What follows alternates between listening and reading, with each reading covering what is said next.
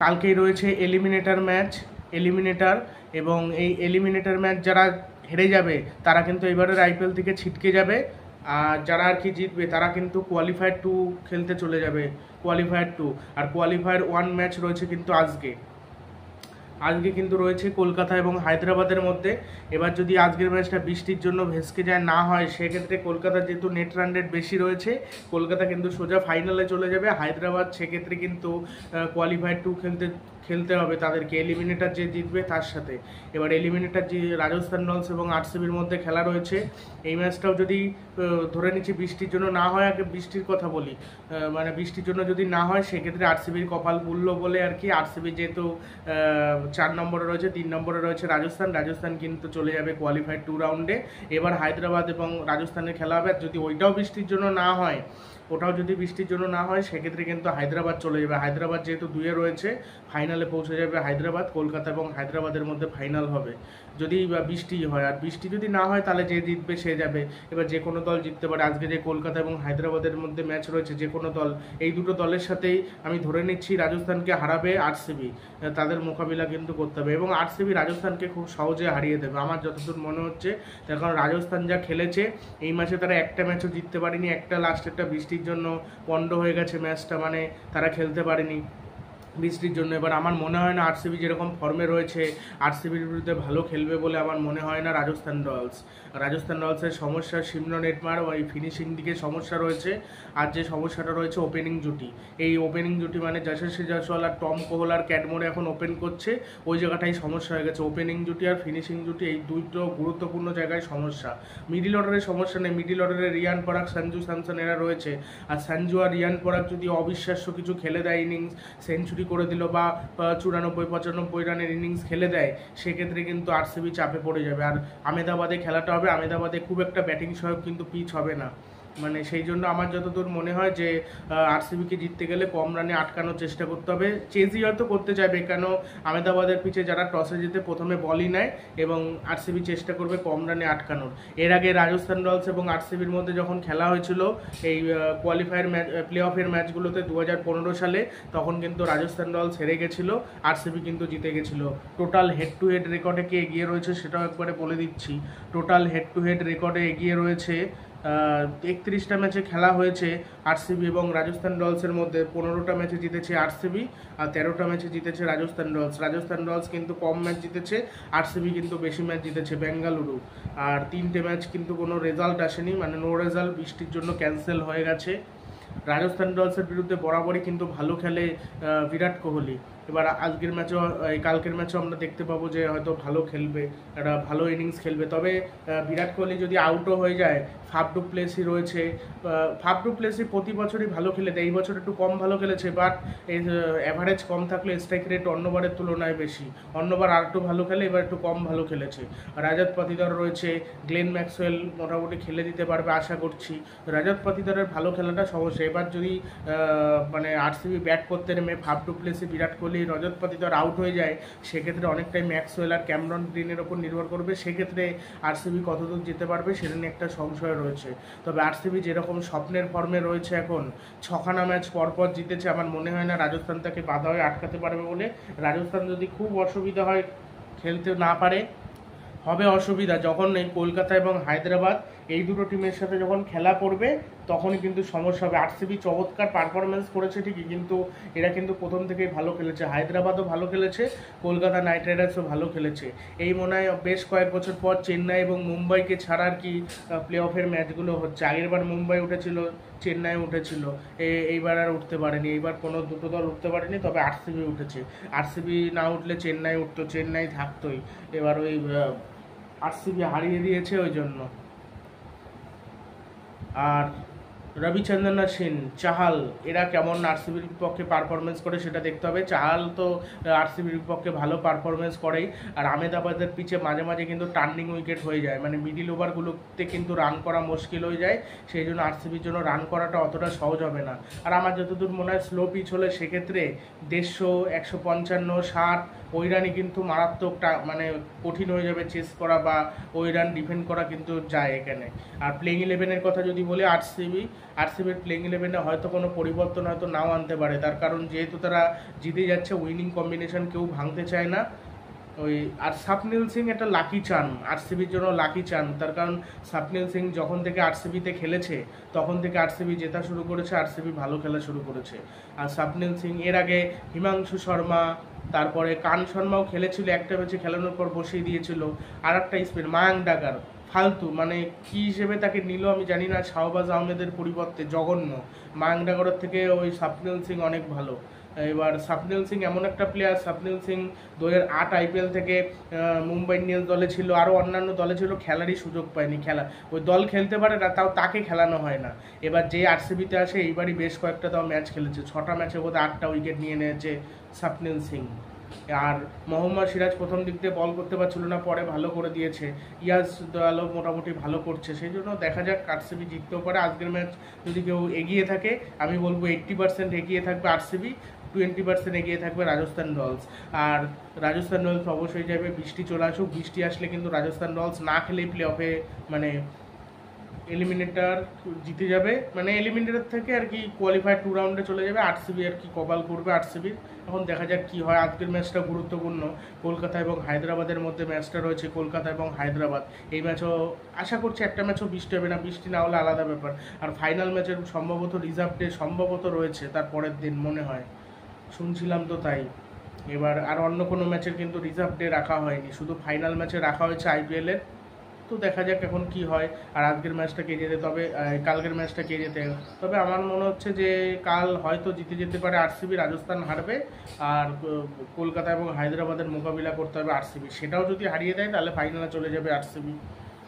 আর RCB যেটা মূল সমস্যা আমি সেটা বলছি, মূল যে সমস্যাটা ব্যাটিংয়ের দিকে প্রথম থেকেও সমস্যা ছিল না। হ্যাঁ, প্রথম থেকে কিছু সমস্যা ছিল, কি মানে বিরাট কোহলি একা খেলছিল, অন্য কেউ খেলতে পারছিল না, সেখানে কিন্তু বোলিংয়ের জন্য হারছিল।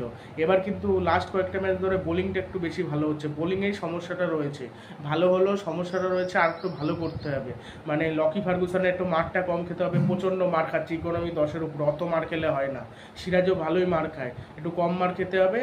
আর ক্যামরন গ্রিনকে বল করাতে হবে 1 ওভার বা 2 ওভার, আর ম্যাক্সওয়েলকে বল দিতে হবে, ম্যাক্সওয়েল কিন্তু ভালোই বল করে, ম্যাক্সওয়েলকে বল দিতে হবে। দরকার হলে তুমি মাহিপাল লোমরনকে 1-2 ওভার বল দিয়ে দাও, ক্যামরন গ্রিনকে 1 ওভার করালেই যথেষ্ট, 2 ওভার 1 ওভার কেন, প্রচণ্ড মার খায়। নীতিশ কুমার রেড্ডি হায়দ্রাবাদে যেরকম মার খাচ্ছে বোলিংয়ে, এই ক্যামরন গ্রিনও উইকেট পায় বাট মার খেয়ে যায় প্রচণ্ড, অত মার খেলে হয় না। ব্যাট হাতে ক্যামরন গ্রিন নিজেকে মানিয়ে নিতে পারছিল না প্রথম কয়েকটা ম্যাচে 5 নম্বরে, লাস্ট কয়েকটা ম্যাচে কিন্তু ভালো খেলেছে আরসিবি, যেখানে সেখানে কিন্তু ক্যামরন গ্রিনও রান পেয়েছে। এই জন্য সব কিছু মিলিয়ে মিশিয়ে আরসিবি ভালো খেলেছে। আর রাজস্থান রয়্যালসের ফিনিশিং দিকে সমস্যা দেখা গেছে, ওপেনিং দিকে সমস্যা দেখা গেছে, বোলিংও সেইভাবে করতে পারেনি। বোলিংয়ে কোথায় গেল আবেশ খানের সেই বোলিং, কোথায় গেল 10 বোল্টের সেই বোলিং, মানে কেউ ঠিকঠাক বোলিংই করতে পারছে না। আর সঞ্জু স্যামসন আর রিয়ান পরাগের ওপর বেশি দায়িত্ব, মানে এই জন্য আর কি রাজস্থান রয়্যালস খেলতে পারছে না, এই দুজনের ওপর বেশি ভরসা করছে, আর বাকি প্লেয়াররা খেলতে পারছে না, হেরে যাচ্ছে ওর জন্য। আর এই মাসে তো একটা ম্যাচও জিততে পারেনি আরসিবি, একটা ম্যাচও হারেনি, রাজস্থান রয়্যালস একটা ম্যাচও জিততে পারেনি। এখন আবার রাজস্থান রয়্যালস প্রতিশোধ নিতেও পারে, 2015 সালে তাদেরকে হারানো হয়েছিল প্লে অফের ম্যাচে। এবার তারা যদি প্রতিশোধ নেয় আরসিবির ওপর, তাহলে আরসিবি যদি হারে, আরসিবি কিন্তু বিদায় নেবে। আর 1-2-এর মধ্যে যাদের খেলা তারা কিন্তু একটা হারলেও সুযোগ পাবে, এই জন্য 1-2-এ থাকা সব থেকে বেস্ট। তবে আরসিবি প্লে অফে যাবে এটা ভাবতেই পারেনি।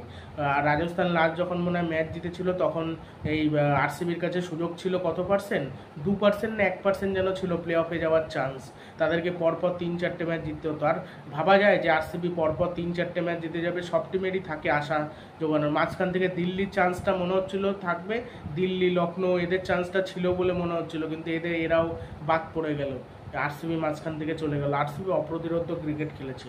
আর বিরাট কোহলি নিজে ব্যাট হাতে রান করছে ঠিকই, আবার আম্পায়ারদের সাথে মাঝে মাঝে তর্কে জড়াচ্ছে, আবার সেলিব্রেশন করছে, এই জন্য হয়তো দলটাও ভালো খেলছে। আর প্রথম থেকে মানে হেরেই যাচ্ছিলো, হারছিল 6টা না 7টা ম্যাচ পরপর হেরেছিল। আর স্বপ্নিল সিং, কান শর্মা এরা কেউ কিন্তু ম্যাচ উইনার প্লেয়ার নয়, এরা কি 1-2 ওভার জাস্ট বল করে দেয়, মানে ম্যাচ উইনার প্লেয়ার কিন্তু নয় বোলিংয়ের ক্ষেত্রে। এরা দলগতভাবে একটা বোলিং পারফরমেন্স করছে, এই জন্যই কিন্তু জিতছে। ওই একজন একটা বোলার ভালো করছে বলেই, উইকেটও সেভাবে পাচ্ছে না, বাট মাঝে মাঝে কিন্তু মানে ইয়াজদল ভালো করে, ইয়াজদল একটু বেশি ভালো বল করেছে সিরাজের থেকেও। সিরাজ বরঞ্চ একটু মার খেয়ে গেছে, সিরাজ ভালোই মার খেয়েছে। আর ইয়াজদলটা 5 কোটি টাকার প্লেয়ার, ভালো খেলে দিয়েছে। আরসিবির যারা সমর্থক তারাও ভেবেছিল যে টাকাটা চলে গেল। আমি আগেই বলেছিলাম ভিডিওতে ইয়াজদল হয়তো ভালো করতে পারে, ইয়াজদলকে আমার ভালোই লাগতো, খুব একটা খারাপ লাগতো না। আর এইবার প্রথম দিকে মার খেয়ে গেছে, সেটা সবাই মার খেয়েছে, তাই ইয়াজদলও মার খেয়েছে। ইয়াজদলের জন্য এই ম্যাচগুলো ইম্পর্টেন্ট হতে চলেছে। এর আগে যখনই আরসিবি যখনই প্লে অফের ম্যাচ খেলেছে হেরে গেছে। রাজস্থান রয়্যালস হারিয়ে দিয়েছিল 2022 সালের আইপিএলে, জস বাটলার বোধহয় সেঞ্চুরি করে হারিয়ে দিয়েছিল 2022 সালে। প্রথমে লখনৌর বিপক্ষে সেঞ্চুরি করে কলকাতার মাটিতে জিতলো আরসিবি। সেই ম্যাচে সেঞ্চুরি করেছিল রাজত পাতিদার, এলিমিনেটর ম্যাচ ছিল সেটা। আর কোয়ালিফায়ার 2-তে যে আরসিবি হেরেছিল। মূল কথা 3 নম্বরে বা 4 নম্বরে যারা থাকে না পয়েন্টস টেবিলে, তারা কখনোই চ্যাম্পিয়ন হতে পারে না, বা তারা কখনোই আর কি মানে ফাইনালে উঠলেও হেরে যায়, তারা কাপ নিতে পারে না। তখন কাপ নেওয়া খুবই চাপের বিষয়। 7টা জিতে কোয়ালিফাই করা খুবই চাপের মধ্যে, 10টা টিমের মধ্যে। 2022 সালে হয়নি, 23 সালে এরকম হয়নি, 2024 সালে আরসিবি করে দেখালো। কে বলতে পারে আরসিবি হয়তো কাপ নিয়ে দেখালো যে সে মানে অপ্রতিরোধ্যভাবে আর 3খানা ম্যাচ জিতলে একদম কাপ নিয়ে নেবে। মানে এরকম যখন হয় না, তখন প্রত্যেকটা ম্যাচ ফাইনাল মনে হয়, ডু অর ডাই, হারলে বিদায়। এই জন্য প্রতিটা ম্যাচ একদম গুরুত্ব সহকারে খেলতে হয় আরসিবি। তখন দেখা যাক কে জেতে কালকের ম্যাচটা। কালকে কে জিতবে সেটা অবশ্যই কমেন্ট বক্সে জানাবেন। আর ভিডিওটি ভালো লাগলে ভিডিওটি শেয়ার করবেন।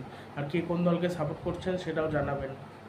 আর এই দুই দলের অনেক প্লেয়ারই কিন্তু এখনও পর্যন্ত সুযোগই পায়নি ঠিকঠাক খেলার। অনেক প্লেয়ার কিন্তু আরসিবি দলের একটু কম, কেন আরসিবি দলের অনেকেই খেলেছে, 1-2 ম্যাচে অনেকে খেলেছে। রাজস্থান রয়্যালসের অনেকে খেলায়নি। আর ডোনোভান ফেরারাকে আজকে খেলায় নাকি এক্সট্রা নান্দ্রি বার্গারকে খেলায় সেটা দেখতে হবে। ধ্রুব জুরেল একটা ম্যাচে খেললেও বাকি ম্যাচে খেলতে পারে না। মানে কিছুদিন আগেই কিছুদিন আগে না, কয়েক মাস আগেই যখন ওই যে ইংল্যান্ড এবং ইন্ডিয়ার মধ্যে টেস্ট সিরিজ হচ্ছিল, তখন কিন্তু সে রান করেছিল ধ্রুব জুরেল, ভালো খেলেছিল। তারপরে কি হলো কে জানে, তারপর আর খেলতেই পারছে না, ওই জন্য সমস্যা হয়ে গেছে রাজস্থান রয়্যালসের। ফিনিশিং যদি ধ্রুব জোরেলও করতে পারতো কোনো অসুবিধা ছিল না। আর রবিচন্দ্রন অশ্বিন কি 4 নম্বরে ব্যাটিংয়ে পাঠালে চলে? ওই যেরকম খেলা সেরকমই খেলে, ওই ছোটোখাটো ক্যামিও, 19 বলে 29। জেনিংসটার কোনো সেরকম একটা গুরুত্ব নেই আর কি বললেই চলে, কেন আউটই তো হয়ে যাচ্ছে, ধরে তো আর খেলছে না। আর যশস্বী জয়সওয়ালকে রান করতে হবে, তাহলে রাজস্থানের জন্য ভালো। আর রাজস্থান রয়্যালস আজকে নান্দি বার্গারকে আমার মনে হচ্ছে নিতে পারে, বা কেশব মহারাজকে দলে নিতে পারে, বা এটা হয়তো হতে পারে সিমরন হেটমারকে ফিরিয়ে নিয়ে আসলো।